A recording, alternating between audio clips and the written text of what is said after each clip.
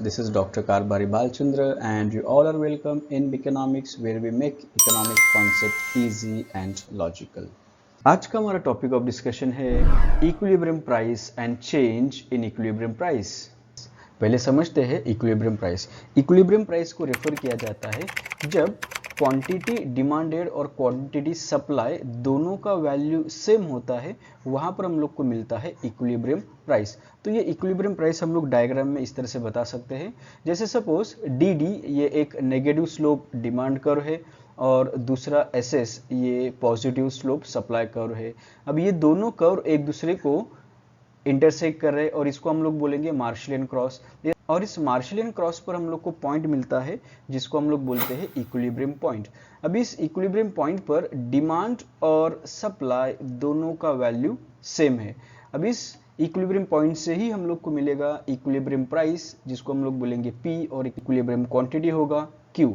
तो इस तरह से इक्विलिब्रियम प्राइस यहाँ पर एस्टैब्लिश होता है। इक्विलिब्रियम प्राइस में चेंज आ सकता है अगर डिमांड और सप्लाई इन दोनों का वैल्यू एक साथ चेंज होता है। तो ये चेंज हम लोग दो पार्ट्स में देखने वाले कि डिमांड और सप्लाई जब एक साथ कम होते हैं और दूसरा पार्ट होगा डिमांड और सप्लाई एक साथ बढ़ेंगे। तो पहला पार्ट हम लोग देखते हैं decrease in demand and supply. तो जैसे डायग्राम में हम लोग देख रहे हैं कि E ये आपका इक्विलिब्रियम पॉइंट है, जहां पर P ये इक्विलिब्रियम प्राइस और Q ये इक्विलिब्रियम क्वांटिटी है। तो अगर डिमांड DD से DD1 इस तरह से कम हो जाता है तो इस बैकवर्ड शिफ्ट को हम लोग बोलते हैं डिक्रीज इन डिमांड। तो डिक्रीज इन डिमांड में हम लोग देख रहे हैं कि सेम प्राइस पर डिमांड Q से Q1 इतना कम हो जाता है। अब ये जो डिमांड कम हो रहा है इसको हम लोग बोलेंगे डेल्टा Q1। तो डेल्टा Q1 इतना डिमांड कम हो गया है, लेकिन यहाँ पर जो चीज़ हम लोग को ऑब्जर्व करना है, डिमांड चेंज हुआ है लेकिन सप्लाई कांस्टेंट है या सप्लाई सेम है। तो सेम सप्लाई पर डिमांड जब कम हो जाता है तो मार्केट में सप्लाई सरप्लस बन जाता है क्योंकि डिमांड कम है। तो अभी सरप्लस सप्लाई की वजह से मार्केट में प्राइसेस कम हो जाएंगे। तो वो प्राइसेस हम लोग इस तरह से दिखा सकते हैं कि सपोज डिमांड जो कम हो गया है उसकी वजह से जो एग्जिस्टिंग सप्लाई है, एग्जिस्टिंग सप्लाई के ऊपर Q2 इतना डिमांड और सप्लाई इक्विलिब्रियम में आएगा।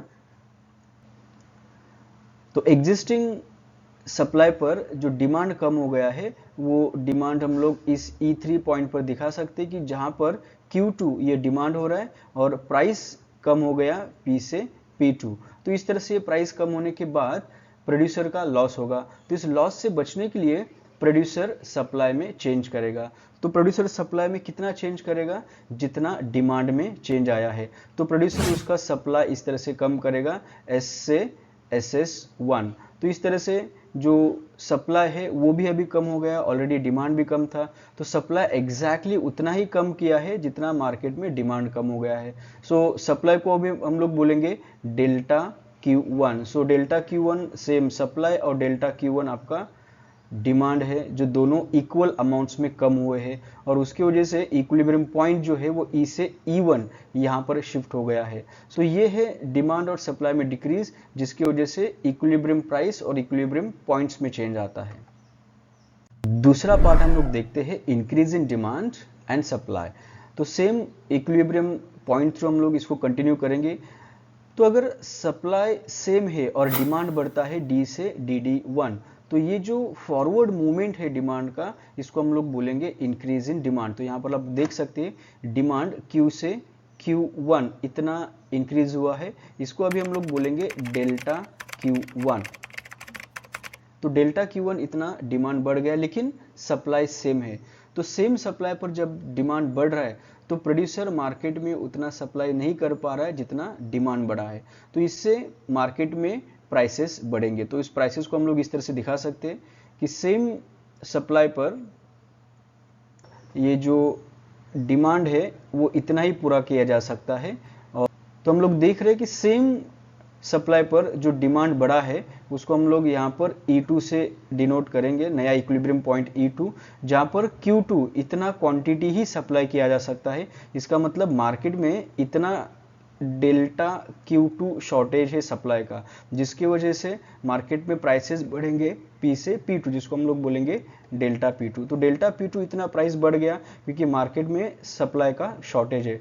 तो इस सप्लाई शॉर्टेज को पूरा करने के लिए और जो प्राइसेस बढ़ा है उसका फ़ायदा उठाने के लिए प्रोड्यूसर सप्लाई बढ़ाएगा E से E1 तक, और इस तरह से सप्लाई बढ़ेगा SS से SS1। तो ये जो फॉरवर्ड शिफ्ट हुआ है वो फॉरवर्ड शिफ्ट उतना ही हुआ है जितना डिमांड में शिफ्ट आया है। तो आप लोग देख सकते हो कि जो सप्लाई अभी बढ़ा है वो सप्लाई भी डेल्टा Q1 के बराबर ही बढ़ा हुआ है। तो जितना डिमांड बढ़ा था उतना ही सप्लाई यहाँ पर बढ़ गया है। So this is called as increase in demand and supply, और उसकी वजह से हम लोग देख रहे हैं प्राइस में किस तरह से चेंज आते हैं। आई होप ये कॉन्सेप्ट आपको समझ में आ गया है, और इंफॉर्मेटिव वीडियोस के लिए इस बिकेनॉमिक्स चैनल को आप सब्सक्राइब कीजिए और लाइक कीजिए।